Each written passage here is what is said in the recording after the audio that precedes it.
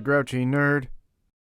Alright, quiet down, knuckleheads. It's time to look at another new hero from Fantasy Flight Games' Marvel Champions. This time we're looking at Spider-Man as played by Miles Morales. It's like a 12-year-old reference. They went a different way. That's right, even Marvel Champions, the card game has caught multiverse fever. Miles Morales is one of the few good ideas from the bad idea factory that was the Ultimates universe, Universe 1610, an alternate universe to Universe 616, which is the main Marvel timeline. Miles, like Peter, gained his powers when he was bitten by a spider, though this one was genetically modified rather than being radioactive, although I don't think in either case it would give them the power of a spider. It's neither here nor there. Initially hesitant to become a hero, Miles didn't take up the Spider-Man mantle until his universe's Peter Parker was murdered. It's dark. Miles has since seen his universe collapse around him and joined up with our universe's Avengers to take on Dr. Doom and eventually landed himself in the 616, where he, Miss Marvel, and Sam Alexander's Nova split off to form their own team, the Champions.